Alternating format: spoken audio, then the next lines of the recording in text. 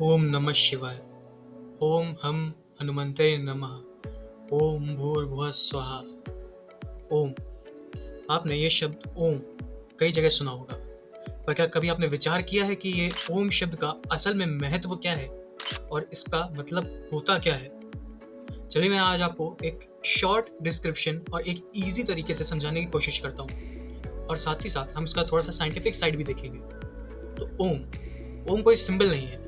ओम एक मंत्र है जिससे बाकी सारे मंत्र कनेक्ट होते हैं। ओम शब्द हमारे स्क्रिप्चर्स में सदियों से चला आ रहा है, इसलिए वो किसी शब्द का मिक्सचर नहीं है, बल्कि वो 3 ध्वनियों का मिक्सचर है, जिसमें से पहली है अ, दूसरी उ और तीसरी मा।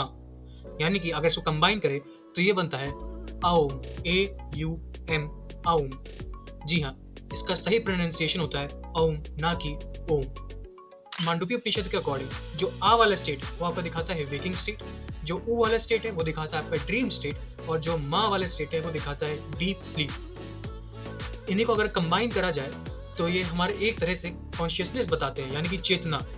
और ये सब जितना भी मैनिफेस्टेशन है, जितनी भी चेतना है हमारी, ये सब जहाँ से इमर्ज हुआ है, जहाँ से निकला है, उसी को हम तुरिया कहते हैं। एग्जाम्पल के लिए आप ले सकते हैं, जैसे कि मैं सुबह उठा, मैंने पूरा दिन अपना काम किया, शाम को मैं सो गया, फिर मैं गहरी निद्रा में चला गया।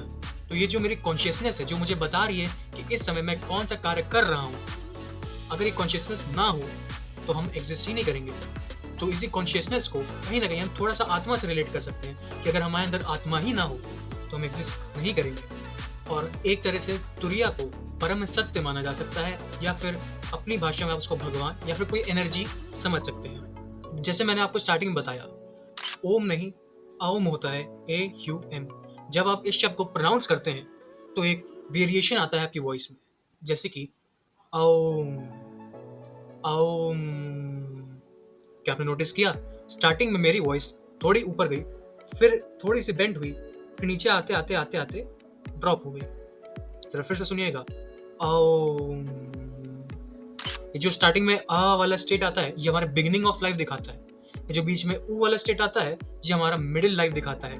और ये जो मा वाला स्टेज आता है, जहाँ पे मरमरिंग वाले साउंड आती है, वो धीरे धीरे डिक्रीज होती रहती है, वो हमारी दिखाती है एंडिंग स्टेट ऑफ लाइफ। इसीलिए कहा जाता है कि जो ओम होता है वो हमारी पूरी लाइफ डिनोट करता है।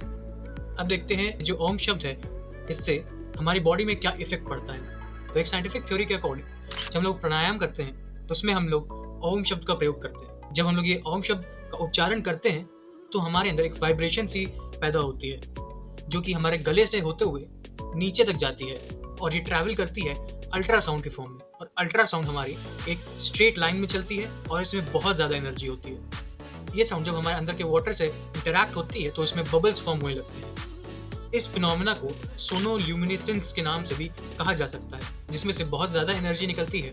और अगर आप ये प्राणायाम दिन में कम से कम 5 से 7 बार करते हैं अगर, तो हो सकता है आप पूरा दिन बिना खाए भी रहे और फिर भी आपको एनर्जेटिक महसूस हो। तो ये है हमारे ओम की पावर।